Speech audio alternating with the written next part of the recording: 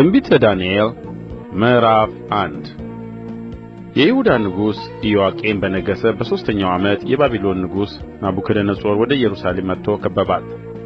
ጌታም የይሁዳን ንጉሥ ኢዮአቄምን ከእግዚአብሔር ቤት ዕቃ ከፍሎ በእጁ አሳልፎ ሰጠው። እርሱም ወደ ሰናዖር ምድር ወደ አምላኩ ቤት ወሰደው። ዕቃውንም ወደ አምላኩ ግምጃ ቤት አገባው። ንጉሡም ነውር የሌለባቸውን መልከ መልካሞቹን በጥበብ ሁሉ የሚያስተውሉትን እውቀትም የሞላባቸውን ብልሃተኞችና አስተዋዮች የሆኑትን በንጉሡም ቤት መቆም የሚችሉትን ብላቴኖች ከእስራኤል ልጆች ከነገሥታቱና ከመሳፍንቱ ዘር ያመጣ ዘንድ የከለዳውያንንም ትምህርትና ቋንቋ ያስተምሩአቸው ዘንድ ለጃንደረቦች አለቃ ለአስፋኔስ ነገረ።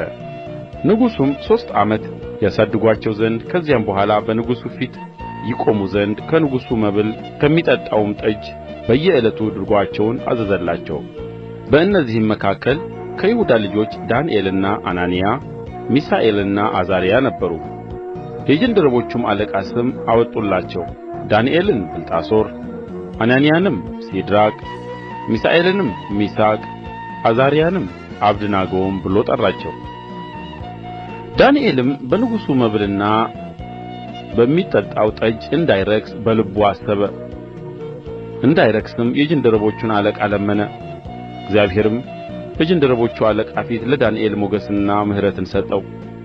የጃንደረቦቹም አለቃ ዳንኤልን መብሉንና መጠጡን ያዘዘላችሁን ጌታዬን ንጉሡን እፈራለሁ።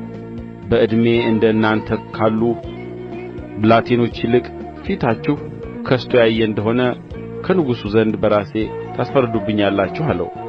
ዳንኤልም የጃንደረቦቹ አለቃ በዳንኤልና በአናንያ በሚሳኤልና በአዛርያ ላይ የሾመውን ሜልዳርን እኛን ባሪያዎችህን 10 ቀን ያህል ትፈትነን ዘንድ እለምንሃለሁ። የምንበላውንም ጥራጥሬ የምንጠጣውንም ውኃ ይስጡን።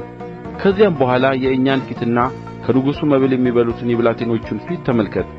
እንዳየኸውም ሁሉ ከባሪያዎችህ ጋር የወደድኸውን አድርግ አለው። ይህንም ነገራቸውን ሰምቶ 10 ቀን ፈተናቸው። ከ10 ቀን በኋላ ከንጉሡ መብል ከበሉ ብላቴኖች ሁሉ ይልቅ ፊታቸው አምሮ ሥጋቸውም ወፍሮ ታየ። ሜልዳርም መብላቸውንና የሚጠጡትን ጠጅ አስቀርቶ ጥራጥሬውን ሰጣቸው። ለእነዚህም ለ4ቱ ብላቴኖች እግዚአብሔር በትምህርትና በጥበብ ሁሉ እውቀትንና ማስተዋልን ሰጣቸው። ዳንኤልም በራእይና በሕልም ሁሉ አስተዋይ ነበረ። እነርሱም ይገቡ ዘንድ ንጉሡ ያዘዘው ቀን በተፈጸመ ጊዜ የጃንደረቦቹ አለቃ ወደ ናቡከደነፆር ዘንድ አገባቸው።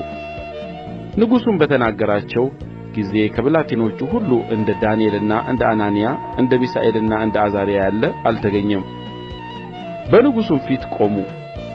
ንጉሡም በጠየቃቸው በጥበብና በማስተዋል ነገር ሁሉ በግዛቱ ሁሉ ከሚኖሩ የሕልም ተርጓሚዎችና አስማተኞች ሁሉ እነርሱ 10 እጅ የበለጡ ሆነው አገኘባቸው።